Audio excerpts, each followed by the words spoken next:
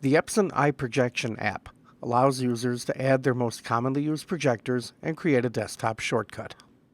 Launch Epson iProjection. Locate and select the projector to be used. Click the Register button to add the projector to your profile list. You may add multiple projectors to your profile list. The profile list allows you to bookmark the most commonly used projectors, speeding up your connection time.